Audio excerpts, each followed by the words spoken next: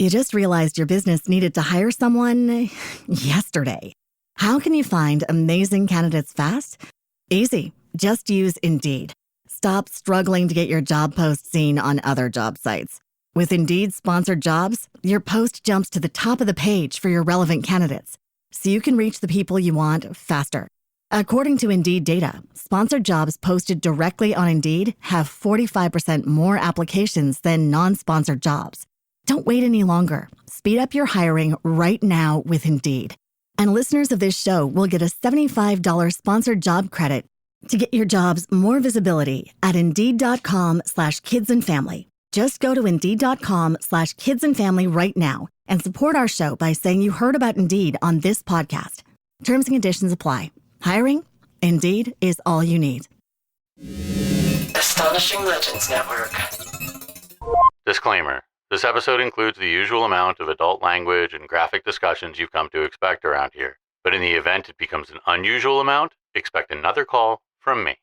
All right, welcome back to Scared All the Time. I'm Chris Cullari. And I'm Ed Voccola. And this week, we're going to take a break from looking at fears about all the fun and exciting ways we can die to look at a very specific fear about creating a very specific form of life, the homunculus. Now, I don't know if you've noticed the way Ed and I have, but our culture seems to be going through a cycle of interest in creating fake people. There's Poor Things, Lisa Frankenstein, there's reboots of Frankenstein and Bride of Frankenstein in the works, and that's not even touching on the way that AI has reignited conversations about what it means to be alive and conscious. This interest isn't new, really. Most of us know about Mary Shelley's very productive staycation with her friends that produced the original Frankenstein manuscript, but long before that, as early as the 16th century, philosophers, scientists, and alchemists were exploring the idea of creating people. And they called these creations homunculi, or literally little people in Latin. And not little in the sense of less than human or something. Little as in fully formed miniature human beings. So join Ed and I this week as we get degrees from Mad Scientist University and explore the history and lore of homunculi. Where did the idea come from? Who wanted to make them? Why? And most importantly, were they ever successful? Warning, the answers may scare you. What are we? Scared. When are we? All the time. Join us. Join us. Join us.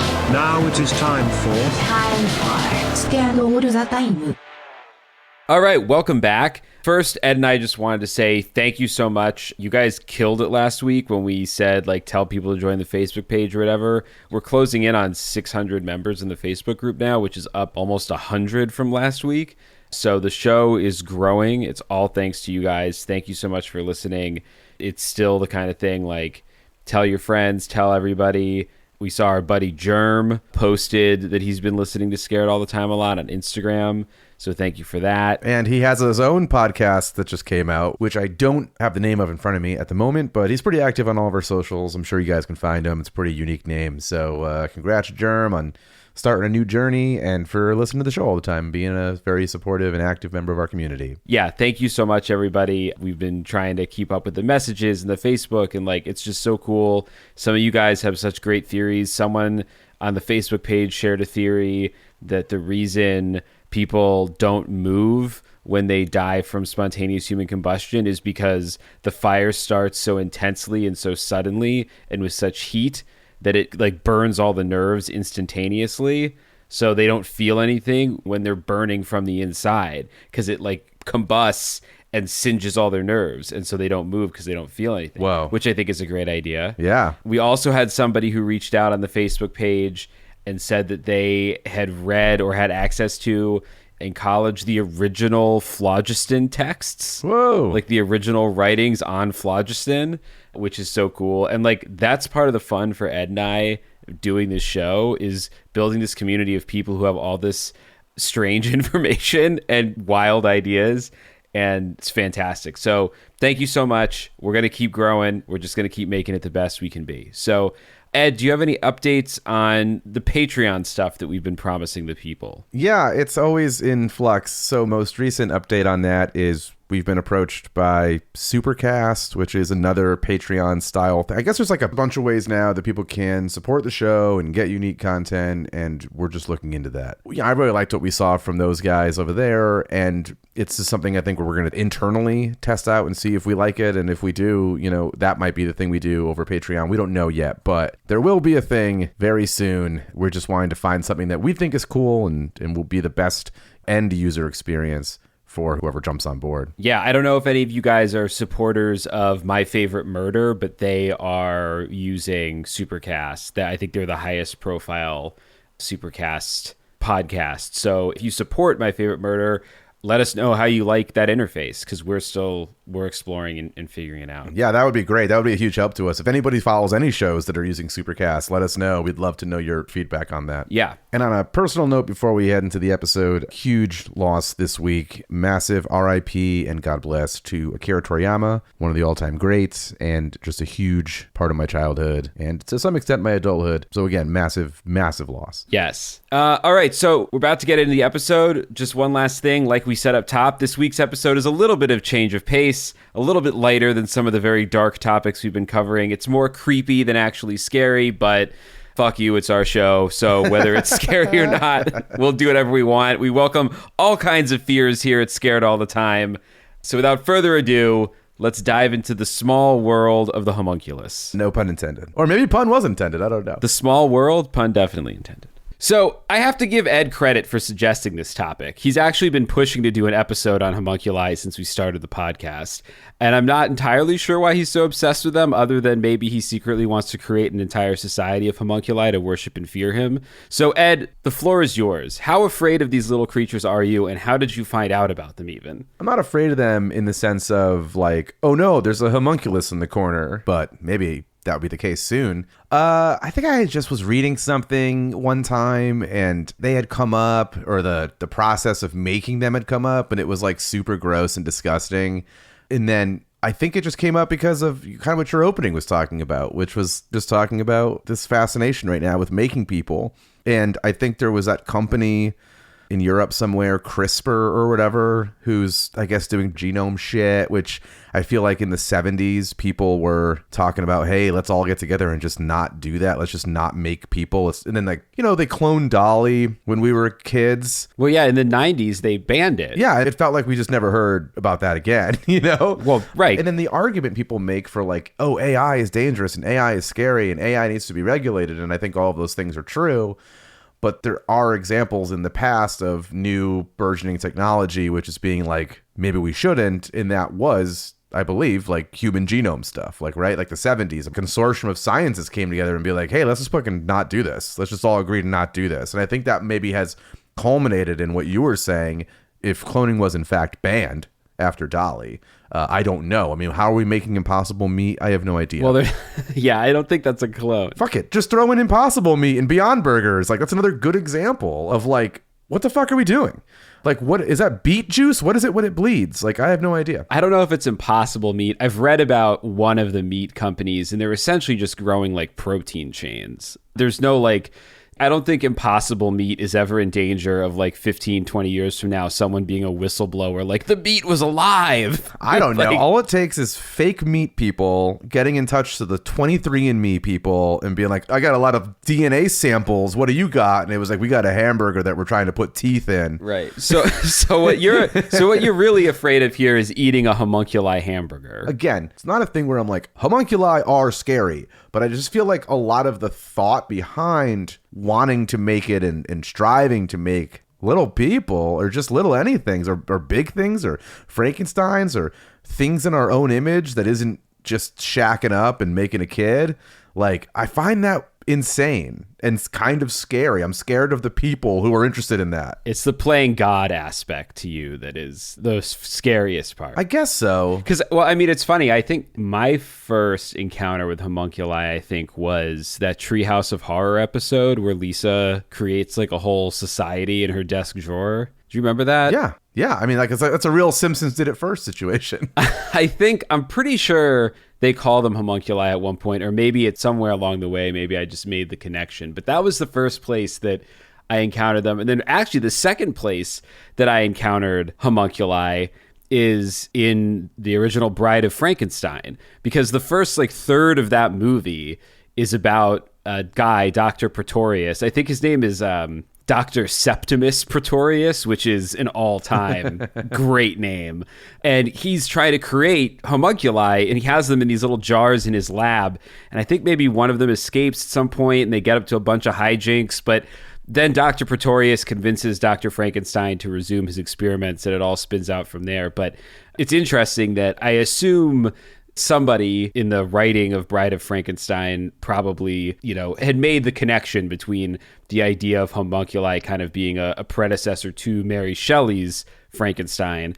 And to be honest, I don't think I've ever read an original translation of Frankenstein. So there may be mention of homunculi in that book. And I'm sure The Simpsons I haven't seen that episode in 1,000 years, but I'm saying they probably mentioned homunculi. They're all Harvard writers doing that when it was good. So they know words. Yeah, that's a good transition, a good segue, because we're going to define some words here up top. But can we pronounce them? No. There's 15 different words and names in this episode that I probably am going to fuck up. So a couple things we should define up top, some terms and words. So first, we're going to try to keep the discussion focused on pure homunculi. So no elves, no leprechauns, no fairies. If you want a podcast about being afraid of leprechauns, there are plenty of podcasts for babies out there. We also aren't going to be talking about a fear of shrinking or being shrunk. That's a very valid fear that I think about all the time, and how I would fight a spider with a sewing needle. But homunculi are created small. So if anything, we should be more afraid of them growing very big. And finally, I just want to define, when we say small, when we're talking about little people in this episode, we mean very small, a few inches tall, just to help give you a mental image. Do you know how tall a Smurf is? Is it at least as tall as a Smurf? Yes. Well, actually, that's the other thing. We were just texting the other night. Cat Williams talks about homunculi on a clip from Joe Rogan's podcast. Yeah, where he's talking about how they are homunculi. Yeah. That Gargamel made them. Cat Williams has a theory that the Smurfs are homunculi, and it's an evil show, and it shouldn't be watched because Gargamel made them. I don't know if his theory is that it's evil. I think he was just saying that some people consider it evil because it's, for whatever religious reasons, I guess you shouldn't make Smurfette. If you want to have a lot of fun with this episode, just imagine that we're talking about Smurfs the entire time, and it'll get exponentially funnier. So yeah. But also, the reason I brought up Smurfs, even besides the things that we were texting with each other before recording, is that, and maybe I've mentioned this on the show before, I don't know, but I love the measurement of Smurfs.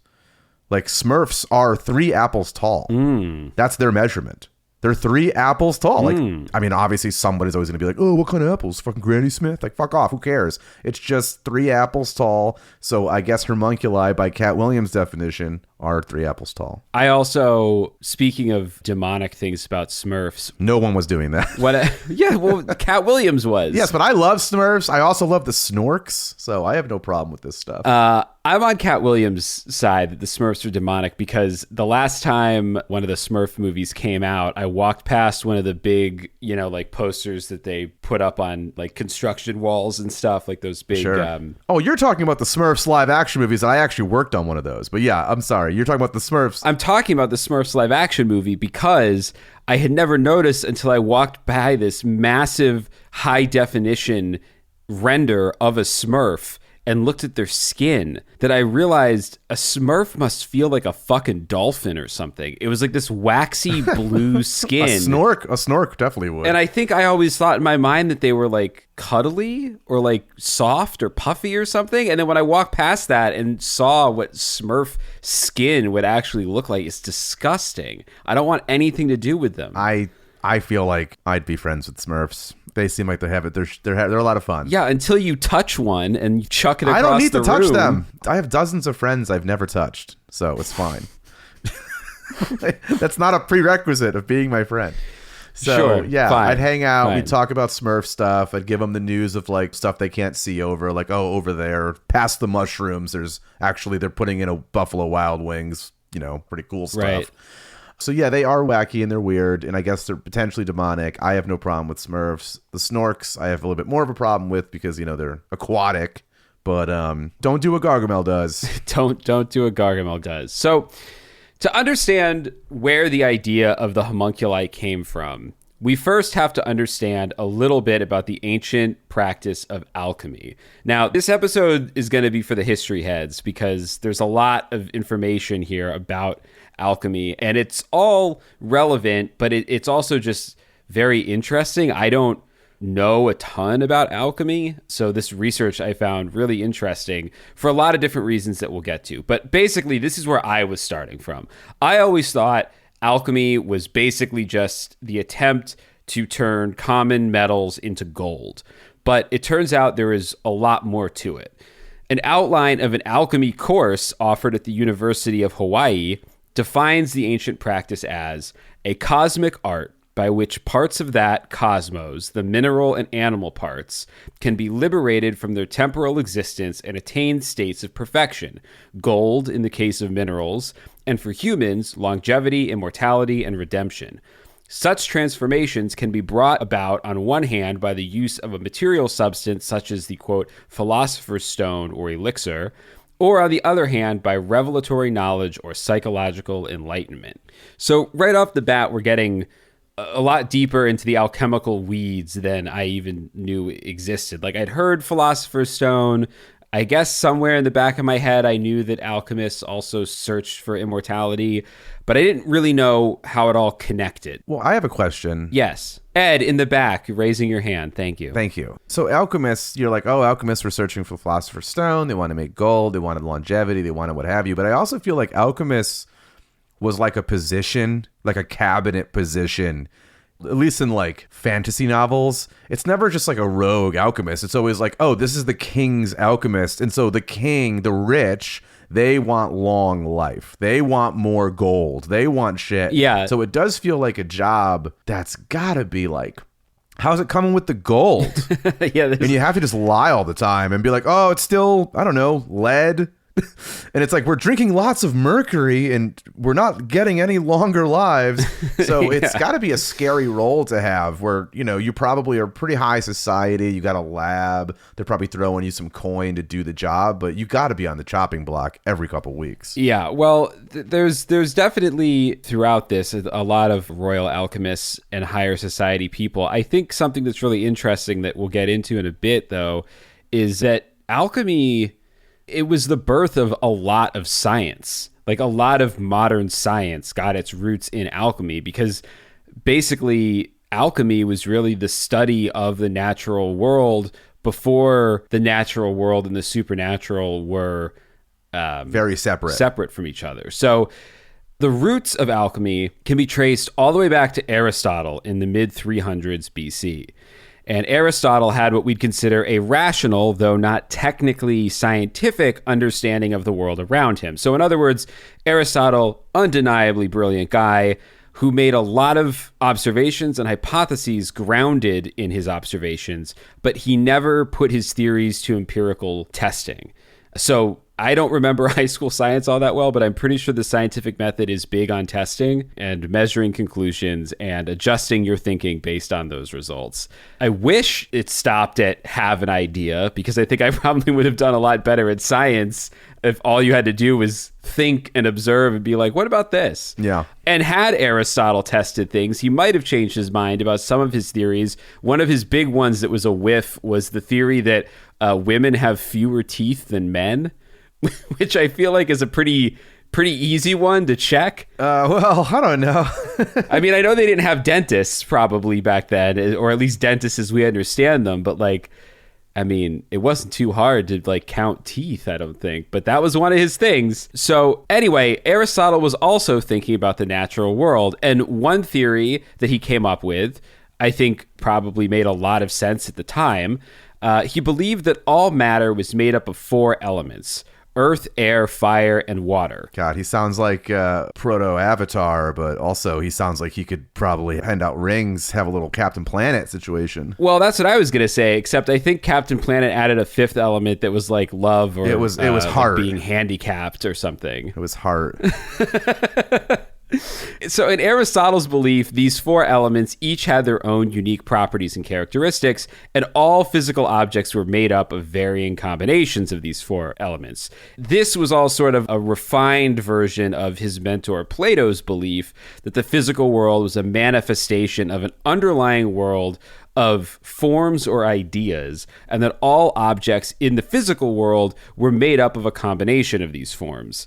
Which I feel like if you were a peasant who caught wind of that idea, it would be like going to see The Matrix on opening weekend and then going back into town and being like, you guys aren't going to believe this shit.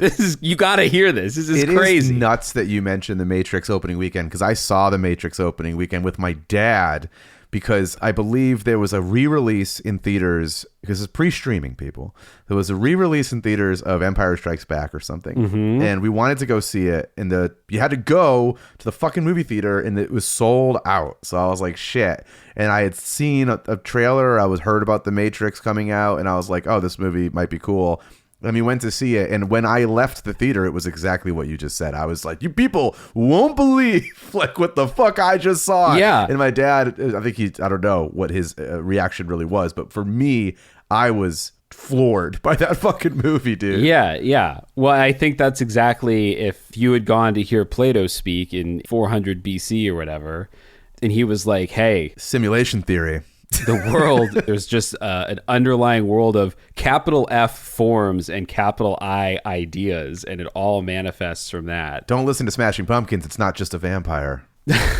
That's a joke for no one. I actually found a translated section of Aristotle's writings on this subject of the four elements and linked to it in the show notes. It's all gobbledygook and gibberish. Like I couldn't. Well, you shouldn't have had it translated into wingdings. Well, I feel like you need a scholar to help make sense of it. I mean, it's in English, but it's very dense and kind of hard to follow. But I do think it's worth taking a look at and reading and being struck by the realization that this was something that was thought about and written down over 2,000 years ago, and it feels so modern reading it. Even though it's hard to understand, it feels like a conversation you'd have with like a stoned guy in college or something. But, also, his undeniable riz comes through. That's why it feels so modern. Whoo! Yeah, man. Aristotle, it's like I read a couple pages of this thing and I think I'm in love. I don't know. Dude. He's pulling me in. But basically the four elements, he theorized, all had different properties that would combine to form the different objects in the world around us. So Earth was considered to be the heaviest and most dense of the elements and was associated with qualities such as solidity, stability, and dryness. Air was considered to be lighter than Earth and was associated with qualities such as movement, lightness, and wetness. No surprise. Fire was considered to be the lightest and most active of the elements and was associated with qualities such as heat, brightness, and dryness.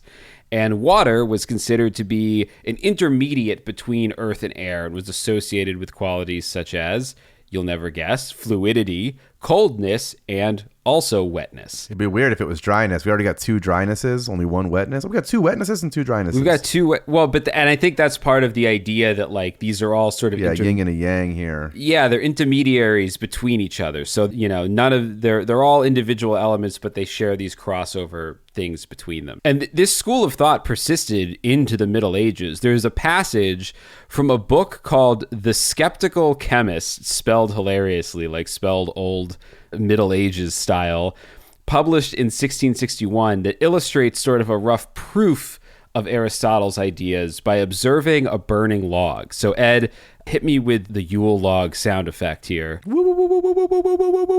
don't know how they sound. Like a crackling log. No, yeah. I'll put it in.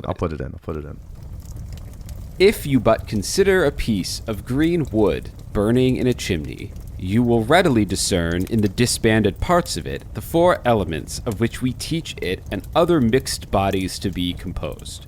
The fire discovers itself in the flame, the smoke by ascending to the top of the chimney and there readily vanishing into air, manifests to what element it belongs and gladly returns. The water, boiling and hissing at the ends of the burning wood, betrays itself, and the ashes, by their weight, their fieriness, and their dryness, put it past doubt that they belong to the element of earth. And this is where early alchemical thought came from. Essentially, if the only difference between lead and gold was the ratio of these 4 elements, then by changing the proportions of elements, lead could be transformed into gold. So what Aristotle invented, I think, is video game crafting. Like Aristotle invented the idea of the RPG. Like that's all that it is. You just add, fire points to lead and then you get gold. Well, yeah, no, I think what he invented was a recipe book for the dogs. You know what I mean? For his boys. Yeah. Because that's what it is, right? It's literally just like add a little more lead to this, add a little bit more fucking wood to this. At a certain point, you let that brew for 16 days and at the end of it, you get a bar of gold. What are you doing out there all night in your fucking man shed? I'm turning lead into gold. Leave me alone. It's also amazing that, like, you can go back to the beginning of fucking known time and there's somebody selling the idea that you can get money from nothing. Like, it doesn't matter what the situation. It's like, you fucking tired of listening to your boss all day? Well, you can day trade from your basement or whatever and be fucking rich. Yeah. Or it's like, I don't know. At the end of the day, almost always, you have to put in a hard day's work to fucking get paid. But even then, that was like, I think we can figure this recipe out. We're going to be stacking bags doing pretty much nothing. When we get into some of these recipes, there is a hard day's work involved in some of these. I get it, yes. So, I just meant like planting the idea of money from nothing. yes. Well, it was also about, in some minds, especially, and I forget if I have this a little bit, I do have this a little bit later, but it was about, yes, the pursuit of wealth, but it was also about the pursuit of perfection. It was about trying to, like, they considered gold to be a perfect element. They considered immortality to be a perfect human. So they were searching for both the wealth and the underlying perfection of the universe. They wanted to kind of crack that code. But they also only figured out how to crack any of it by just like throwing shit together in a pot. So what happened sometime around the 9th century in what is now the area of Iraq and Iran, a guy named Jabir ibn Hayyan took the ideas that Aristotle came up with and finally added an experimental methodology to them. Now, as an aside, it's not entirely clear that Jabir ever existed, or at least existed as one man.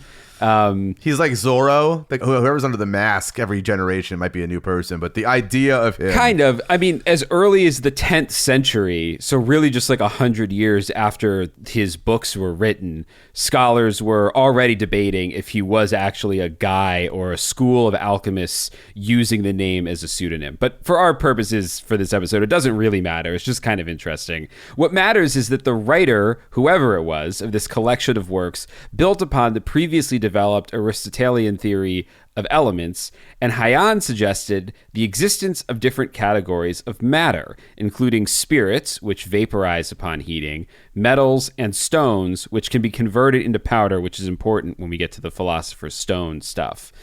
And Jabir's work laid the foundation for, I mean, not over-exaggerating, like, all of modern chemistry, basically. Like, at least the structured classification of chemical substances. Like, his practice and encouragement of scientific experimentation is what really started to transform alchemy from purely a superstitious practice to a proper scientific discipline. Hayyan and his alchemical practices are credited with the invention of all kinds of stuff used in modern chemistry, including, quote, the crystallization, calcination, sublimation, and evaporation, the synthesis of acids, hydrochloric, nitric, citric, acetic, and tartaric acids, and distillation. Hayyan used his knowledge to improve manufacturing processes, which allowed advancements in major industries, both in his day and today, including glassmaking, the development of steel, the dyeing of cloth, and the prevention of rust. So this is where what I was saying earlier, essentially alchemy was science before the natural and supernatural worlds were fully disentangled. Like, honestly, someday I could see, if we ever finally disentangle some of our more borderline theoretical or supernatural, physics theories, like if we someday understand a more scientific, I don't know what I'm trying to say here. I don't know what you're saying either. But speaking of more or mores in this case, I do always find it like interesting or fun or whatever in Robin Hood, Prince of Thieves, when Morgan Freeman's character has like a telescope essentially, and it scares Robin Hood. Yeah. He thinks all of a sudden like the men on horses are way too fucking close to them. Yeah. So I only bring that up because it's like he's from that part of the world, right? Yeah. I think he's supposed to be from like the Middle East, essentially. Yeah. Whoever they're fighting in the Crusades. It's just like, oh yeah, the guy who created chemistry and weird science shit came out of this part of the world. Yeah. Well, I guess part of what's so interesting about this evolution of scientific theory is like, I wonder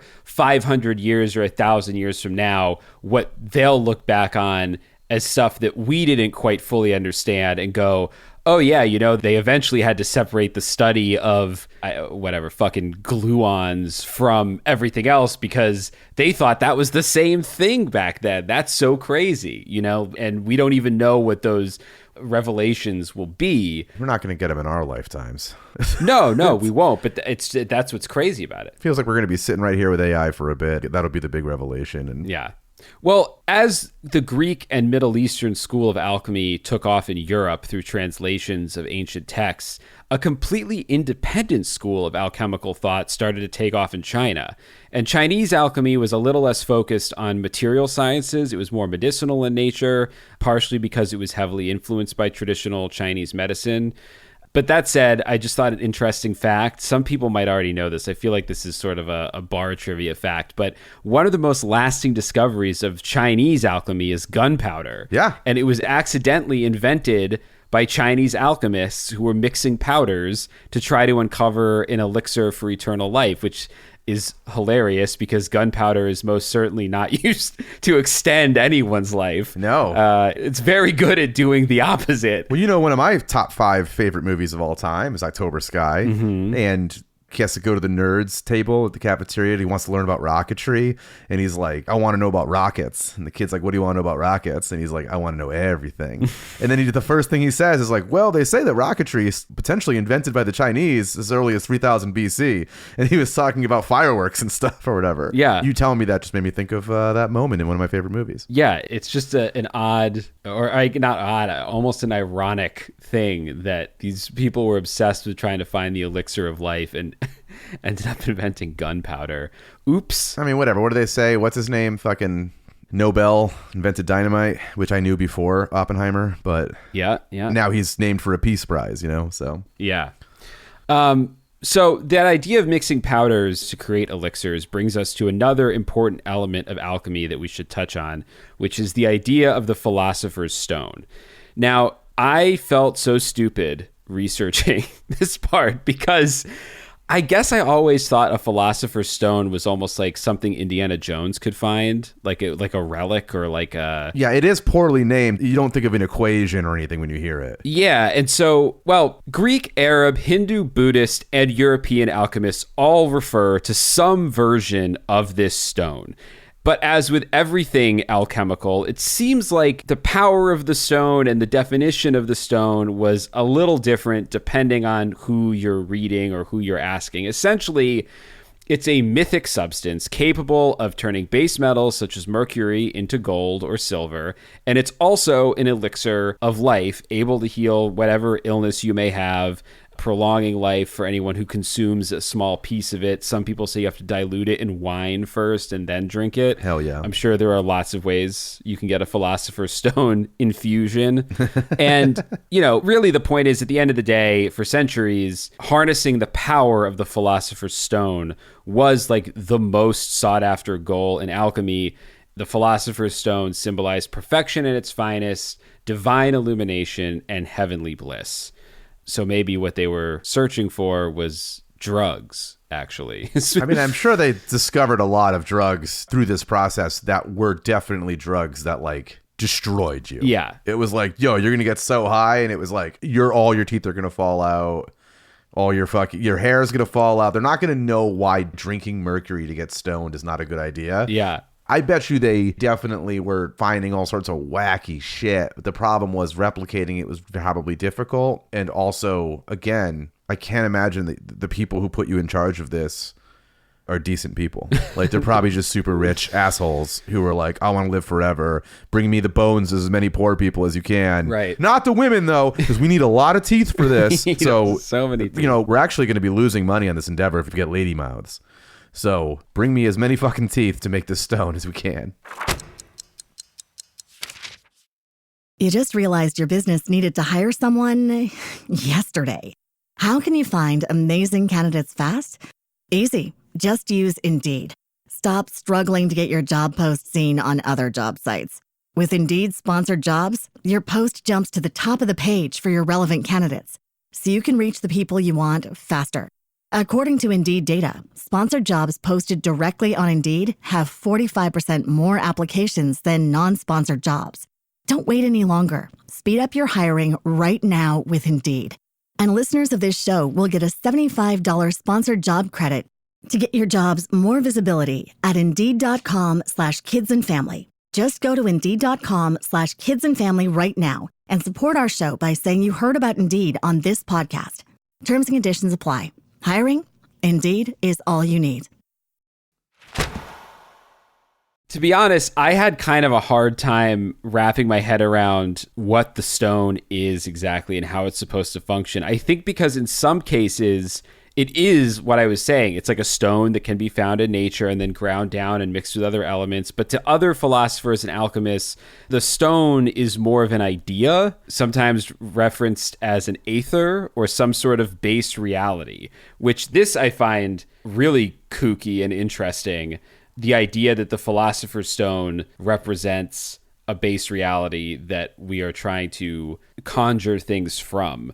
According to Plato, the four elements, earth, air, fire, and water, are derived from a common source associated with chaos, and he referred to this source as prima materia, which is also the name alchemists assign to the starting ingredient for the creation of the philosopher's stone. So essentially, there are these two schools of thought, the idea that it's a stone that can be found and ground, and then this other school of thought that is much more esoteric, that there is this prima materia, this common source, and that you need to somehow capture that and use it to create a philosopher's stone.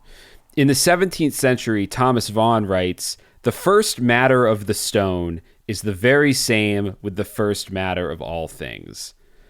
I find this line really interesting. I find this whole school of thought really interesting because it kind of reminds me of string theory, that there's some deep hidden base from which all things manifest. And that's obviously super oversimplifying, and I don't want to be one of those, yeah, I'm into quantum physics guys who like doesn't actually understand anything. Is that a type of guy? Yeah. Do you run into those people at parties? You run into those people at parties, on the internet, like people who are like, yeah, I've been doing a little reading on quantum physics, quantum mechanics, because most of those guys, and women, there's plenty of women too, they don't actually understand anything about math or physics. They just watch a lot of new age YouTube videos. Sure. You know, like those people. And I don't want to be one of those guys. I don't really understand. I only make that connection roughly. I just think it's interesting that there's still a school of thought that is studied in modern life that roughly is the idea that there is this base below all things and that we still haven't quite been able to find it. Like humans seem to have always had this sense that there is something else just beyond the reach of our human reality. And if we could just find it and understand it and define it, we could achieve riches beyond belief, you know? Sorry, am I just describing religion at this point? That's fine. I was thinking that too. I guess in some way you're describing religion. And hey, look at some of those fucking mega churches, mansions. I think they found it. So yeah. I don't know. I don't know if that's interesting. Maybe that's not interesting at all. Well, I provide chapters. So if people are like, these are just two blowhards who don't know anything, seeming like they read a book for the first time in their lives, and now we're all supposed to be impressed, they can just skip right by this. We're going to be getting to talking about fucking tiny people soon, so... We are. Before we get to the good stuff and talk about how to make homunculi at home, there's one last archaic theory you should understand. Preformationism. And we won't go too deep on this, but I mention it because I think it's an interesting example of how scientific thought evolved and shaped some of these ideas. So credit first goes to the master of triangles, Pythagoras, for coming up with a not triangle related idea called spermism, or the idea that fathers contribute the essential characteristics of their offspring, while mothers contribute only a material substrate. as he called it. What the fuck is a material substrate? The place in which you can plant the seed. Oh, okay. Literally a bun in the oven. It's the bun in the oven theory. Literally a bun in the oven. Okay. So women had less teeth than men, and they basically were just ovens for tiny people. I think all ovens need to exhaust in some way. So if you have too many teeth, that's, you know what I mean? You need a mouth that has vents. So Pythagoras came up with spermism. Aristotle accepted spermism and elaborated on it a little bit, and his writings are what keyed Europeans into the idea centuries later. Spermism kind of folded into this other debate that was going on about spontaneous generation, and people believed at various points that frogs, flies, and other little creatures could generate almost spontaneously from warm places, usually giant piles of horse crap. And so these two ideas kind of blended together into this theory of preformation, the idea that all creatures already exist at a microscopic size and just need the right environment to grow to full size. Sure. That's what they thought. And there were all kinds of wild ideas about how exactly humans were conceived and developed. Are you familiar with the bottle city of Kandor from Superman? No. It's just like they wanted to save a city from Krypton or whatever. So I believe they shrunk the entire city and its inhabitants down into a bottle that like Superman, I'm pretty sure, has to keep at his Fortress of Solitude, being like, still working on getting you guys big again. Yeah, well, I mean... like, that's a real thing, a whole city. That actually, we'll get to it in a little bit, but that also feels homunculus inspired because a lot of homunculi were grown in jars. But we'll get to that in a minute. There were all these wild ideas about how exactly humans were conceived and developed, but Preformationism kind of caught on in 1694 when a Dutch telescopist and microscopist named Nicholas Hartziker published a sketch that I'm not going to be able to pronounce, Essai de Dioptrique, and this sketch portrayed a homunculus, a tiny little person, in a sperm cell. I think I found I'll link to an image of it in the show notes. But that image really caught on with people, and they were like, oh, I get it. I see where the little man comes from. That is the worst image. That's doing no one any favors in like furthering actual knowledge. I mean, I guess it helps. Oh, but it's so important in the next steps of how to create homunculi. You couldn't pronounce that thing, but I wonder if in English it translates to, you won't believe what I'm seeing in here. Like, you won't believe what's in your balls. A tiny little city. I will say, before I move on, people at this point in the pre-1700s were developing different theories about consumption and human development. There was a lot of debate about Preformationism. It wasn't readily accepted. There were other scientists and stuff who like made fun of it. So it was, at the time, it was even sort of I don't know if it was out there as much as like flat Earth would be now, but it was not necessarily the dominant thought on the dominant subject. theory. Yeah. In general, Preformationism was a little bit hard to research because it had so many permutations and whatever. But it's important because so many of the homunculi recipes rely on a tiny little man living in your sperm. So that's why I touch on it. Because we are about to get to what you all are here for, homunculus recipes that you can try at home. Well, I think we know who that is. That's got to be Mr. Disclaimer at the door. 1 second. They should absolutely not try them at home, and they're disgusting. So, to recap, don't try this at home, and don't listen if you're squeamish about bodily fluids. Okay, well, see you later. Thanks for stopping by. Chris, you want to hit us with some recipes that people definitely should not try at home or really take that seriously? So, recipe number 1. The first known account of the production of the homunculus is said to be found in an undated Arabic work called The Book of the Cow. The materials required for the creation of this homunculus include human semen, a cow or ewe, E-W-E, and animal blood. The process involved artificially inseminating the cow or ewe and then smearing the inseminated animal's genitals with the blood of another animal, as well as feeding the inseminated animal exclusively on the blood of another animal. You got that, Ed? Okay. I mean, I'm trying to. I think from what I can understand is you can artificially inseminate it, and then you got to just feed one of these animals a bunch of blood, and then when he's filled with blood, then you take their blood and you fucking wipe it all over the other one's junk? Kind of. Well, you got to rub the animal's genitals with... Yeah, all right. This is a little confusing. But what is it in quarts, in tablespoons? I don't understand. So the materials required for the creation of this homunculus include human semen, a cow or an ewe, and an animal blood from an entirely different animal, an unspecified third animal. Let's just say lizard. Let's say lizard. The process involves artificially inseminating the cow or ewe and then smearing the inseminated animal's genitals with the blood of another animal, the lizard. Okay. As well as then feeding that cow or ewe exclusively on the blood of that lizard. So whatever blood you have left over that you haven't rubbed on the cow's junk, now it's on a diet of that blood. Yes. And so you would need more than a lizard. You'd probably need, I would imagine, like a goat. You need something bigger. It's got to have, if you're exclusively feeding a cow the blood of another animal. And it has to be one animal. It can't just be like, bring me 22 lizards. It has to be from one lizard. Yeah, no. Or one animal. Yes. So now the pregnant animal will eventually give birth to an unformed substance, which would then be placed into a powder made of ground sunstone, which in this case is a mystical phosphorescent elixir, basically the philosopher's stone element of this recipe.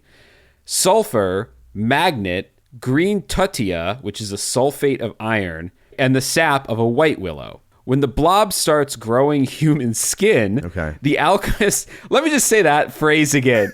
When the blob starts growing human skin... You're halfway there. The alchemist would place it in a large glass or lead container for 3 days.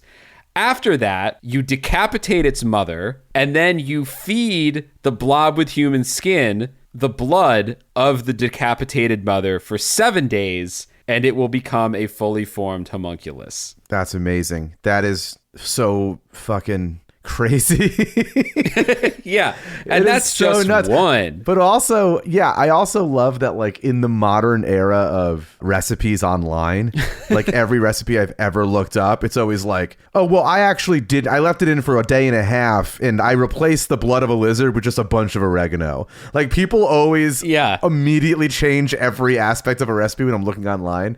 So I do wonder how that would work out in today's world, but holy shit. I want one of those, like, long-winded mommy blog recipes that's like more about... Oh, it's that shit you skip in the beginning? Yeah. But for each of these. Yeah, I don't care about this at all. Just tell me fucking how to make this. Yeah, I don't care about how, like, your grandma made it and she met a homunculi in the war and they dated. Like, I don't need to know any of that. Just tell me how to fucking make a homunculi. There's another experiment in the Book of the Cow that isn't homunculi related, but I do think it's really interesting. It describes how to create a hybrid animal that has the body of a cow, the face of a man, and the talons of a bird, and wings. Wait, that's the fucking dumbest... like a Captain Crunch oops all berries, where you're like, okay, this exists in the world of Captain Crunch canon as, like, we accidentally just made it with all berries. Because no one's on the outset being like, listen, Jen, here's what I'm making. It's the body of a cow, the head of a... No, this is someone who was like, whatever the fuck we just did is now this. So let's just tell them that it's a recipe for that. Kill it. Like, we have Kill it. Yeah, kill also it. burn it with fire. But it is like who the fuck's making that? Like, I get a tiny man. That's cool. But like a fucking cow with the head of a man and the wings of a fucking griffin or some shit. Like... That to me sounds like a freakazoid experiment. It is. So I couldn't find, it wasn't elaborated on what the process for making this thing was. So I am sure it is even stranger than the homunculus recipe. But the other thing that is very funny to me is that the reason that you create this animal isn't to like have this cool animal or like train it like a homunculus or get it to do anything. The idea is that you create this animal and then you burn it alive, because if you suffumigate yourself, which in this case is to burn the creature and inhale the fumes of the creature, the magical practitioner will become invisible. I'm sorry, I cut you off before I found out that they were just making an ingredient? Yes, the creature is an ingredient, and then you become invisible. And then the book tells you, being invisible, cool. You could probably come up with all kinds of ideas for what you could do if you're invisible. That's never great. The book says that the alchemist is then told to enter the houses of men to watch them eating and drinking and listen to their secret conversations. You then commit those secret conversations to memory so that when you reveal what the men ate and said, they attribute extraordinary powers to you. And the author of the experiment tells the magician that if he is thought to have the gift of prophecy because of his extraordinary revelations, he should say, "My creator sent me with angelic spiritualities." But if he is thought to have mastery over the spirit world, he is to say, "A demon told me this." This is the most fucking insane. Like, okay, so alchemists, in my mind, right now, already could just be con men in the sense that, like, yeah, the gold's coming. Give me another 20 million rubies, and I'll keep working on this.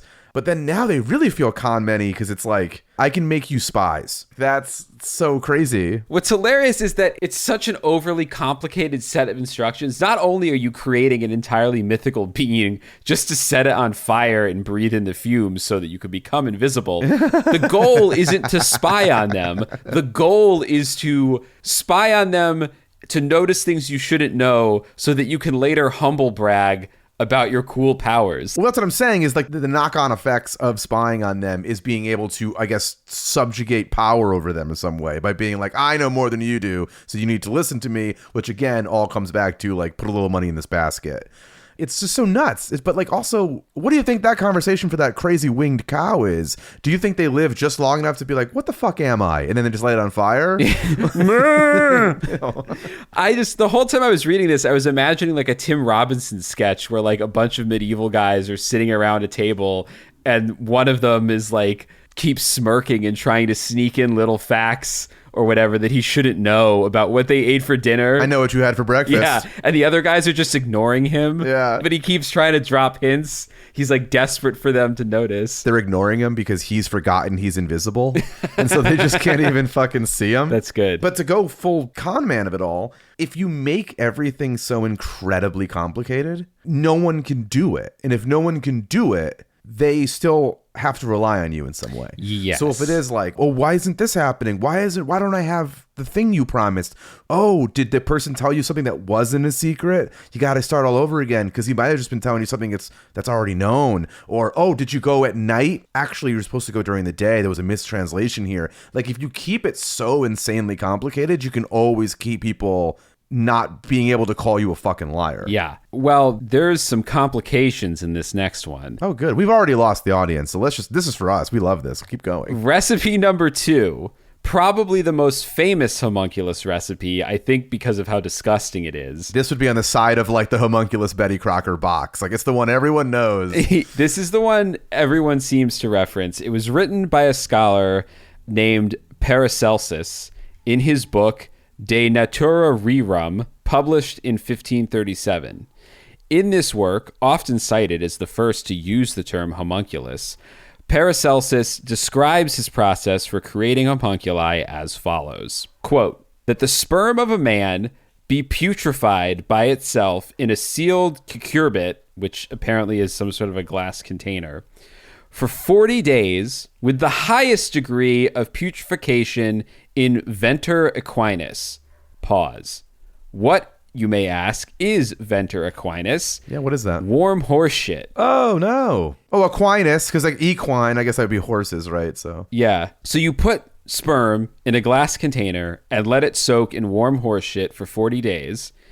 Or, back to Paracelsus here, or so long until it begin to be alive, move, and stir, which may easily be seen.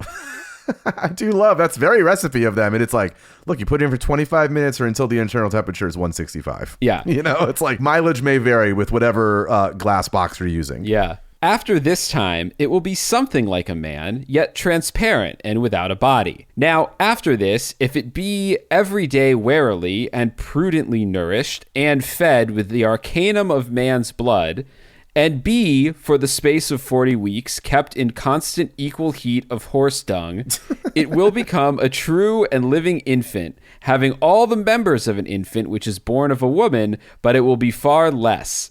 This we call homunculus, or artificial man. And this is afterwards to be brought up with as great care and diligence as any other infant until it come to riper years of understanding. Now, this is one of the greatest secrets that God ever made known to mortal sinful man. For this is a miracle and one of the great wonders of God, and secret above all secrets, which I guess I don't know why he's writing about it then, and deservedly it ought to be kept amongst the secrets until the last times when nothing shall be hid, but all things made manifest. So you may notice, Ed, like you said previously, some of these instructions are very complicated. Yeah. And, you know, in the last one, you had to use that mysterious glowing ingredient that was sort of akin to Philosopher's Stone. Yeah, I have a suspicion that each one of these recipes are going to have what I'm calling a good luck ingredient. Yes. Where it's like, good luck getting that Nern root. Good luck getting a fucking piece of moon rock. Yeah. Well, it's always one thing to keep it from, you know, calling them out on bullshit. Yeah. The first time I read through this, I thought, like, wow, the combination of shit and blood and cum is so powerful that you don't even need to use a Philosopher's Stone. But then I read it again. Just for enjoyment the second time, yeah. There's this ingredient he mentions called feeding it an arcanum of man's blood. And so that's not just like regular man's blood. And an arcanum is not a measurement. It's not like an arcanum is not like 13 eyedroppers drops. No. The translation would either mean the mysteries of human blood or mysterious human blood.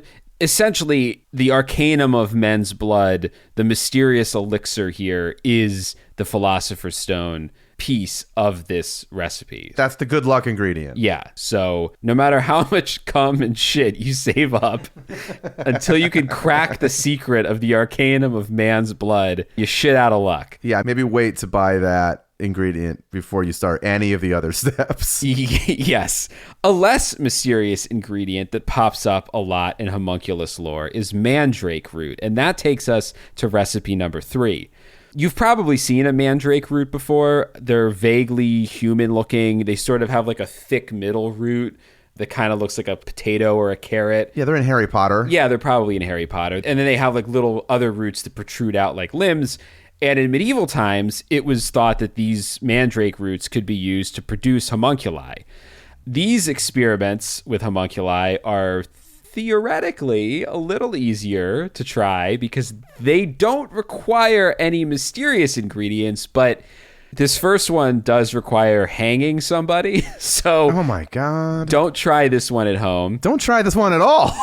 So this one's also gross if you haven't enjoyed the amount of body juices involved in this. So some of you probably know that when people die, their bowels are evacuated. Sure. They piss and shit everywhere. Yeah, we understand what you meant. Apparently, when men were hung, they would sometimes bust during their last convulsive spasms. Gross. So it was said that wherever the hanged man's semen fell to the ground, a mandrake would grow. Fell to the ground? What are they wearing, kilts? Or they just come so much it leaks out of their pants. Gross. If the anthropomorphic root was then pulled out before dawn on a Friday morning by a black dog. Oh no! What? Then washed and nurtured with milk, honey, and sometimes human blood, the root would subsequently develop into a homunculus which would guard and protect its owner. Wait, did it say sometimes? Like for real said sometimes? Like hedging their bets? So it did say sometimes. I don't know if this bit that I found is the actual translation of a work or if it's somebody like summarizing the work. Sure. Yeah, but it does seem to be a through line though, that it is like they always throw in something where it's like, yeah, you know? Yeah, and honestly, in this one, the human blood is the easy part. Jesus, First, you gotta hang someone who busts into the ground and then make sure that a black dog pulls it out before dawn on a Friday morning. And not just eating it. Yeah. So good luck with that. And now you're just like two idiots trying to get the keys from that dog in Pirates of the Caribbean where you're just like, come on, Fido, just give me that fucking mandrake root. Like, before it eats it. It's like trying to train a pig to find truffles. Except you have to train a dog to find fucking cum dirt. Some guy's spooge underground. And here's the thing is you're getting a lot of non-hanged guys cum at that point. You're just, the dog's just bringing you cum that is just like, I have one job, it thinks. How much is just on the ground? I guess it's medieval times, so maybe there was a lot of it out there. This episode's going to be just everyone's least favorite episode, but it's also going to be someone's favorite episode, though. It's I'm hedging my bet on that. Which one of you freaks is loving this? Yeah, we're going to get the most letters asking us to stop the show on this episode, but we also might get the most like emphatic, this episode is their Philosopher's Stone. Yeah. But anyway, we got a lot more shit coming up, I'm sure, so please don't let me stop you.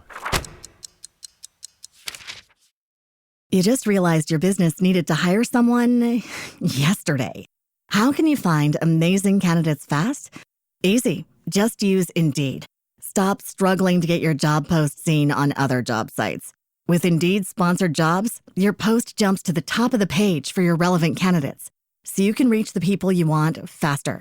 According to Indeed data, sponsored jobs posted directly on Indeed have 45% more applications than non-sponsored jobs. Don't wait any longer. Speed up your hiring right now with Indeed.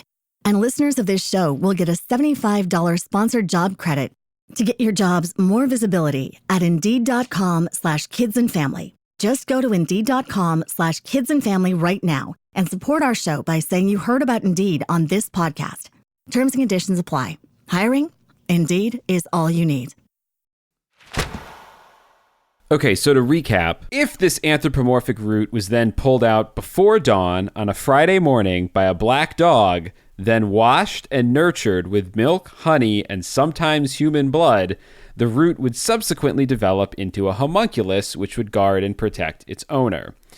These little creatures were also called mandragora. There was, I guess, a whole kind of like category of these creatures in different cultures. This is the flavor of homunculi you can get, is the mandragoria. Like, this is, it's like you would see this homunculus and go, oh, you made them with mandrake. Yes. Like, I can tell right away that's that flavor of homunculi. Yes. And French author Jean-Baptiste Pitois compares the creation of a mandragora to that of a homunculus. He actually figured out a way to create one of these without hanging someone and tickling their taint at the same time. Oh, gross. He wrote, "Would you like to make a mandragora as powerful as the homunculus so praised by Paracelsus?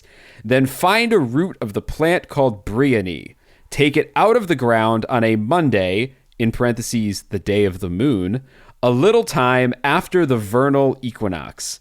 Cut off the ends of the root and bury it at night in some country churchyard in a dead man's grave. For 30 days, water it with cow's milk in which 3 bats have been drowned.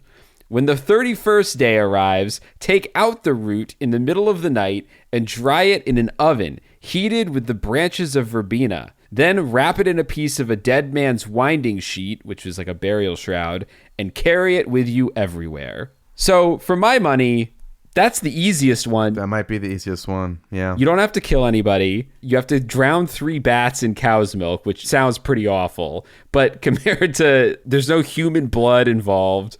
You have to bury it in a dead man's grave. But Ed, you're right. The con is strong with this one because there's a lot of hedging. This one, it's very snake oil salesman. It's very like he's going to sell you on like a monorail, or, you know, it's very Music Man-y. Yeah, well, it's a little time after the vernal equinox in some country churchyards. So it's very like, yeah, there's lots of little ways out of like, oh, you waited too long or you picked the wrong churchyard. Yeah, and I will say that this guy, his version is very similar to like every Google search I do for something I'm interested in or want like to physically own. I always start with like the best gaming computer, the best whatever, and then immediately discover that it's all out of my price range. And my next Google search is always like the budget version of that. And yeah. And so this does feel like the budget homunculi, where he was like, you can't get Nern root. Don't know anyone with blood? Come on down to my fucking place. It'll cut the cans. He also, at least in this quote, never promises that this thing will actually come to life. He starts by asking, would you like to make a mandragora? And ends with, wrap it in the dead man's burial shroud and carry it with you everywhere. And walk around for a while. And yeah, there is no clear, like, what the fuck, right? Like, are you missing another page to this newspaper ad? Yeah, but he maybe just got a bunch of people to walk around with their mandrake roots out as little pals, walking around town with them. And never coming to life. Did you ever have to do that in school? Did you ever have to like take an egg home or like take a baby doll home? No, I don't think my school had that program, but I know a lot of people have had to do that. Yeah, I had to do shit like that, yeah. They should make it mandrake. They should make mandragora. You have to take a mandragora home. I would be amazing if I like went to school tomorrow. I highly doubt I went to like Catholic school and shit. I highly doubt they would have anything like this, but it would be amazing if I went back to school and it was like, oh, you guys still carrying baby dolls around? It was like, no, we're strictly on a Mandragoria curriculum now. Like we don't, yeah. We don't take into consideration traditional human birth here at, this magnet school or whatever. Yeah. There's no sex ed here. This is a homunculi only school. Yeah. Made for and by homunculi. Homunculi first. Also, the school is very small.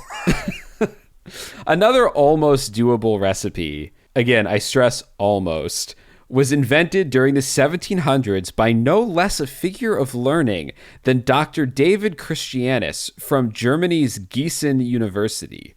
And according to his claim, an egg should be taken from a black hen and a tiny hole should be poked through its shell. Okay. Doable. So far, so good. Yep. A bean-sized portion of the albumin, which I think is just a fancy term for egg white, then needs to be removed and replaced by human semen. Sure. Okay. After which the egg's opening should be sealed. No problem. With the hymen from a virgin maiden. Nope. So right there it got more difficult. That's a difficult ingredient. If you have one of those laying around, you're already a criminal. Yeah. Like, I have so many questions. And if you haven't already ground it down for another ridiculous ingredient, and I don't know, like, why are you keeping intact hymen when everyone knows they should be dried in the sun for 31 days and then ground down and add to a cracked egg, thrown into a well, pulled back up, mixed with celery. And what comes out of that well is a galukagu. The subject of the Hulu documentary Galukagu on Hulu, for our longtime listeners. Anyway, once you had your egg wrapped in a virgin's hymen, it must be buried in dung during the first day of the March lunar cycle. After 30 days, a homunculus should emerge from the egg, and as long as its owner provides it with a regular diet of earthworms and lavender seeds, it will protect the owner and assist him in all of his endeavors. So, again, almost so close to being a homunculus experiment you could try at home. Jeez Louise. But you cannot. So, those 5 experiments lead us into what is the use of a homunculus? Well, that last one had a use. It was like, that one's going to take care of you, it said. Yeah, it's going to be your little, instead of going to an old folks home, you just have an eternal homunculi take care of you in your old age. I highly doubt. Well, you'd have to have them stand on each other's shoulders. They're very small. Yeah. Or, speaking of shoulders and small people, maybe homunculi are the like little angel and devil on your shoulder. Give them little costumes. Oh, there are costumed homunculi coming up. I'm very excited. Okay, good. So let's say you've gathered your horse shit and cow corpses and buckets of sperm or whatever else you need. You've filled them to the brim with seeds, and the next thing you know, you're the proud parent of a tiny little man or woman. What the fuck is this thing even good for? Well, if you're me, nothing. You probably just kill it immediately. I don't want that in my life. I don't need a 4-inch tall little demon person running around. That's the kind of language that we homunculi advocates have been fighting against for years. They are not all demons. They probably have tiny souls. Assuming you're not me and you are in fact charmed by this monstrosity upon God, there are actually a lot of uses for a homunculi. No one really quite agreed on what they were good for, so you're going to get different answers. In general, the homunculus was seen as a powerful but somewhat limited creation because according to a lot of homunculi lore, they could only thrive within the glass vessel in which they were grown, and they needed to be fed a specific type of blood that only alchemists could obtain. I assume that arcanum of man that we were talking about earlier was kind of the special blood food. And if removed from their glass vessel, the homunculus would only live for a short period of time. So since they couldn't really go anywhere, they were commonly thought of as tiny slaves, basically, to assist the alchemist in their experiments and then straight back to the jar. Straight back to the jar, because we've built in a terrible shelf life for you of like 22 minutes. So hand me that eraser and then get back in there, you little tiny person, you. Yes. According to dailygrail.com, which I'm sure is a super reliable website, the 16th century English mathematician, astronomer, astrologer, occult philosopher, and alchemist, Dr. John Dee, tried to get in a little board identity action with his homunculi. It was claimed that he used his little people as spies, sending out a private army of little humanoids out into the shadows of London. Who all died before they got to their mark. Yes. Well, so he wanted them to eavesdrop on suspected enemies of Queen Elizabeth I and report back to him. Now, as you just mentioned, this would contradict the widely held belief that homunculi cannot survive for very long outside of their jar or vessel. So this story, warning, might be bullshit. Or John Dee created a race of uber homunculi, in which case we're very lucky that his instructions seem to be lost to time. Or he just decided at a certain point, tractors are more my vibe. Created the very successful John Deere industry that we know and love. No, Ed, this is John Dee, not John Deere. Well, I thought he was he wanted to maybe keep his last name till he had a really great creation. There you go. So he's like calling the homunculi by John Dee. Then when he writes the great American novel that is the John Deere, then he throws his whole name on there. Okay, I could see it.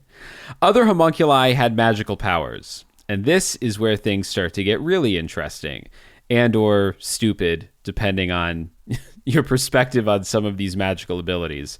One of the magical abilities sometimes attributed to homunculi included something like being able to control the moon.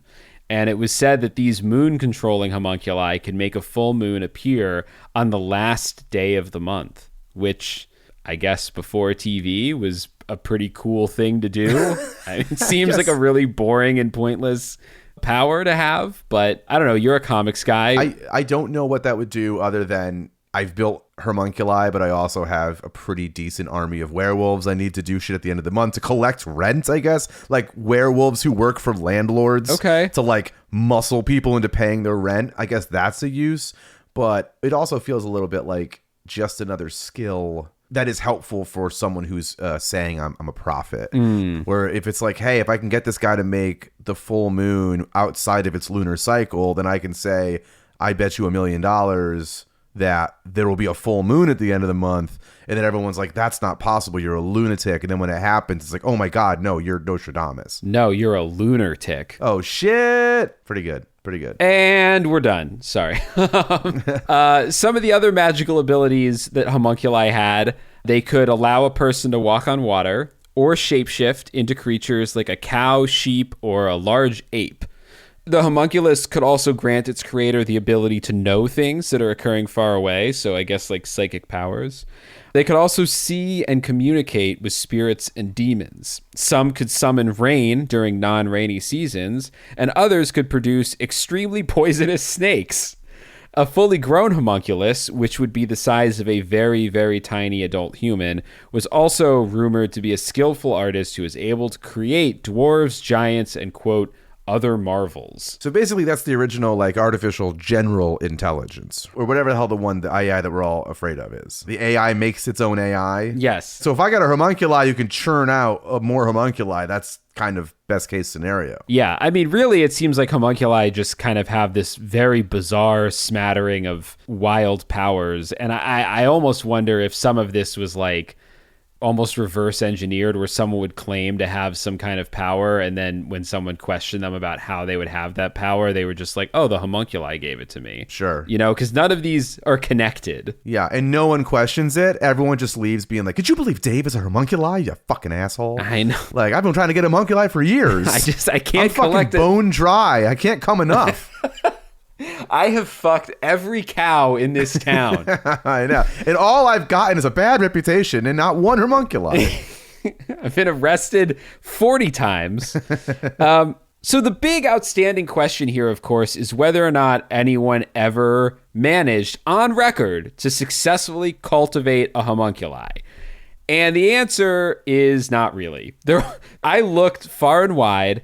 I did find one Russian YouTube channel I will link in the show notes of a guy who has done at this point now like 16 or 17 different homunculi experiments. And the first one's pretty weird and bizarre, but the more of them you watch, the more it's clear that it's fake. Like they start to look really bad the more complex they get. Sure. But I looked far and wide, not a lot of proof. There are a few mentions throughout history. There was supposedly an extraordinary specimen exhibited in the court of France's King Louis XIV, XIV. So King Louis XIV. Yeah, King Louis XIV, his royal physician, Dr. Borel, created this one. And all I could really find about it was that it was grown from distilled human blood and it was able to emit beams of red light. So there's another useless power. Oh my God. Hey, did you get it? Did you make us one of the good ones? I don't know. It doesn't do much. I'm sorry. Yeah, it blinks. At best, it's a party trick. Yeah.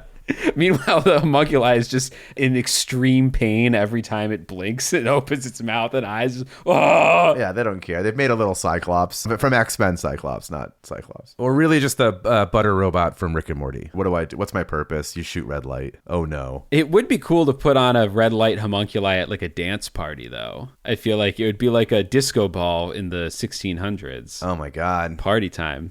The best documentation we have for the existence of a homunculi comes from Dr. Emil Bezetsny's book, Sphinx, published in 1873.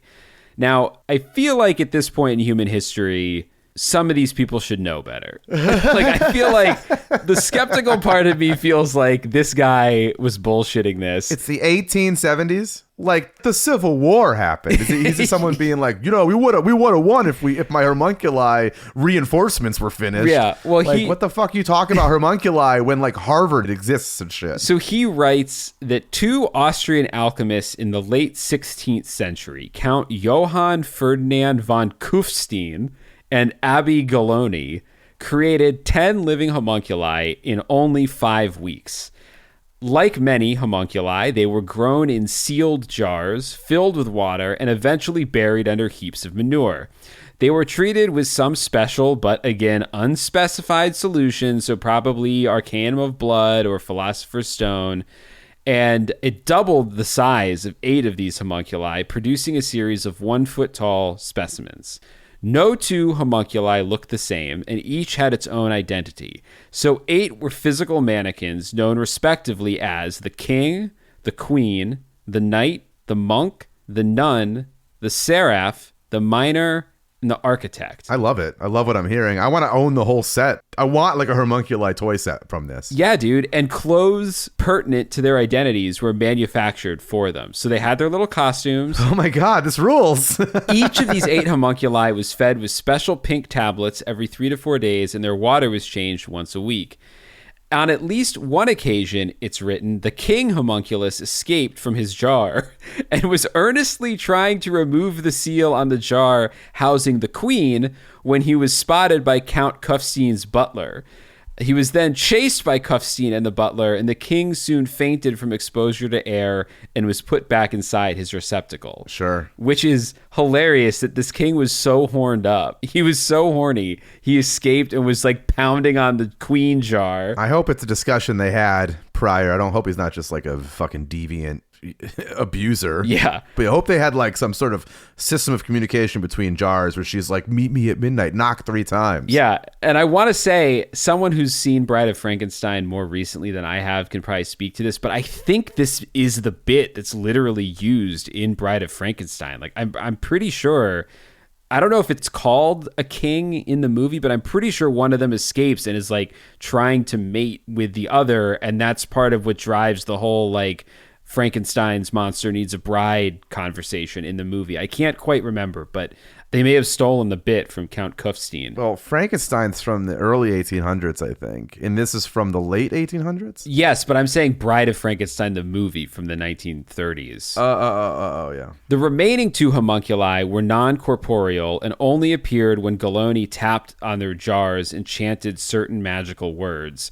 at which point a face would materialize in the jars. In one jar, the liquid would turn blue when the face appeared, and in the other jar, the liquid would turn red.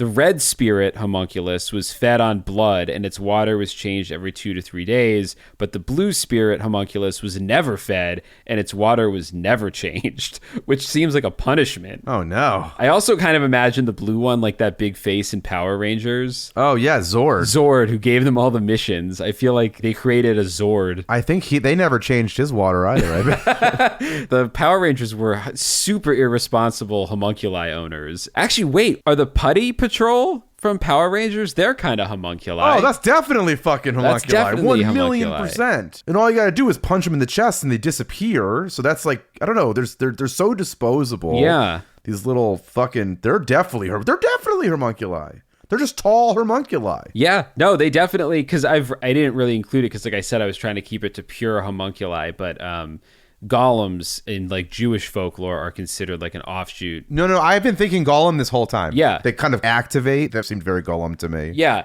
it's sort of an offshoot of the same mythology. Anyway, so there were 10 homunculi. All of them were psychic and could answer questions concerning future events. They always predicted the correct outcomes, of course. What kind of homunculi would you be if you couldn't predict the outcomes of events? You would just be that one shitty fucking one that shoots red beams. Yeah, who's like, oh man, I never get anything right. Yeah. They were also apparently, and this is part of what makes this particular thing interesting, unless it is all just made up. Apparently, they were observed by lots of people, including notably, now I don't know who these counts were, but 2 counts, Count Franz Joseph von Thun and Count Max Lamberg, Yeah. both apparently observed these homunculi. Now, there's 2 things about this case. One I find very funny. The site that I found most of this information on, selfdefinition.org, theorizes that these homunculi may in fact have been African clawed frogs brought back by travelers from the tropics. Now, as the resident frog expert on this podcast, I can tell you African clawed frogs don't really look anything like people, but what's hilarious to me is that they made costumes for these things. Well, that's why they looked like people. I know. Imagine. Because they dressed the frogs like people. Imagine 10 jars with 10 African clawed frogs, and one of them's dressed like a queen, one of them's dressed like a miner. I'm going to be on my deathbed thinking about an African clawed frog dressed like a knight. I mean, frogs, you got to kiss a lot of them to meet a prince. I mean, they've been somewhere within the royal spectrum of storytelling for a long time. So I'm not surprised to start dressing them like it. We should try to make that the episode art. An African clawed frog dressed like a knight. I still have PTSD from your fucking frogs from the last 2 weeks. So You know, I'd say the audience... I refuse to do any more frog material. The audience has... Yes, there is a contingent of the audience who seems to be very pro-frog on the show, but I make the final decision on what gets released. That's true. Which is why this episode will never air. The second thing I find interesting about this case is that no one knows what happened to the homunculi. But there is a clue that we might sort of be able to find one of them. So at some point... Fine. Does this episode become a fucking scavenger hunt? No, I wish. Listen, everyone, we have a Google map link we're sending. We found an incredibly small Stuart Little-sized graveyard. We're thinking... that's where it is. I mean, sort of. At some point, the jar containing the monk homunculus, say that 10 times fast, was accidentally dropped. It smashed to pieces on the ground, and the homunculus was killed. And according to the writing in Sphinx, the homunculus's body was then buried somewhere on the grounds of Kufstein's Tyrolean residence. The problem is, no one knows where the residence was. But theoretically, if someone could figure out where this guy lived, a dig could be undertaken, and we might be able to find a homunculus corpse, although at this point, however many hundreds of years on, I feel like our poor little homunculmonk has probably returned to the earth by now. Did you watch, there was a documentary a couple years ago about like these people trying to find the place where they dumped all those ET Atari games. Oh, yeah, I watched that, yeah. I'd watch a documentary of like the Oak Island of looking for homunculi remains. I'd watch that. Well, dude, the Oak Island producers are the same ones who produce Secrets of Skinwalker Ranch. Yeah, so if we can get one where it's like the hunt for homunculi, I'd watch the shit out of that. Yeah, let's put it this way. If there's one thing that production company knows how to do, it stretch a show about digging for something over multiple seasons. Well, the first season of Skinwalker Ranch, there's a gentleman on there who like is adamant that they can't dig. No, I know. So that's one great way to like. When the producers found out about that, they probably were doing backflips. They're like, oh my God, we don't even need to start digging until the second season because this guy won't even let us dig for the first season. Dragon, baby. Yeah. So, Ed, that's all I've got on homunculi.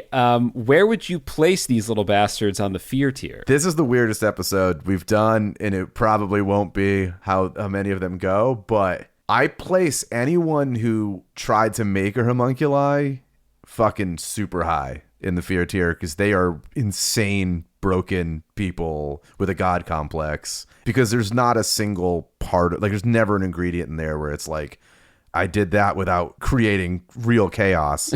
Yeah. But the actual homunculi themselves, I mean, as long as I can outrun them, which I can because me walking would be creating so much more distance than they're at a full sprint. But they're psychic. They can talk to you through telepathy. I can see, and they know everything. I can kind of see them causing real trouble where it's like even from the confines of their jar, just like putting into your mind like weird future shit and like making you doubt things and moving the moon. Yeah, like I can see them using their powers for bad. Like they're just gaslighting everyone. And yeah, I also feel like, I don't know, I jump when I see a spider and that's small. So the idea of me just in bed in like a little person, like just coming over my foot, like getting to the top of a mountain, I don't even know. I'd be so scared and like weirdly freaked out. And then they like talk to me through like my mind. They say you eat 8 spiders a night in your sleep or something. So how many homunculi are you swallowing? Well, as you know, I kind of famously couldn't swallow pills for a long time. So I'm pretty sure I'm gagging immediately on the first homunculi that enters my mouth. So I'm not worried about swallowing homunculi, okay, which I'm sure at a certain point is in a recipe. So you got to swallow 9 homunculi and fucking create an army of them, eat them all, shit them out, put the shit into a cow. I will say, I mean, the only thing that might place this high on the fear tier is we all know what the top of the fear tier is. It is Ed's hot bucket of piss of shit. Which is definitely an ingredient. Which is definitely an ingredient in creating homunculi. So in that sense, it's probably, you know, it might be near the top. I don't think in reality and in practice, but I like where you're going with this, which is it's born of the greatest fear. Mm-hmm. So by the transitive property of fear, it needs to be. Yeah, then technically this is the prince of fear. It is, but it's also the least likely fear to affect my life. So I'm putting this one very low. I would say homunculus is the very bottom of my personal fear tier so far, but that's okay. Something's got to be at the bottom. And next week, we'll be back with something that ranks much higher on my personal fear tier. Until then, you know where to find us. Same scared time, same scared station. I'm Chris Cullari. And I'm Ed Voccola. And someday we'll come up with a better sign-off. Bye-bye. Bye. Scared All the Time is co-produced and written by Chris Cullari and Ed Voccola. Edited by Ed Voccola. Additional support and Keeper of Sanity, Tess Feifel. Our theme is the track Scared by Perpetual Stew. And Mr. Disclaimer is... No part of this show can be reproduced anywhere without permission. Copyright Astonishing Legends Productions. Good night. We are in this together. Together. You just realized your business needed to hire someone yesterday. How can you find amazing candidates fast? Easy. Just use Indeed. Stop struggling to get your job post seen on other job sites. With Indeed sponsored jobs, your post jumps to the top of the page for your relevant candidates, so you can reach the people you want faster. According to Indeed data, sponsored jobs posted directly on Indeed have 45% more applications than non-sponsored jobs. Don't wait any longer. Speed up your hiring right now with Indeed. And listeners of this show will get a $75 sponsored job credit to get your jobs more visibility at Indeed.com/kidsandfamily. Just go to Indeed.com/kidsandfamily right now and support our show by saying you heard about Indeed on this podcast.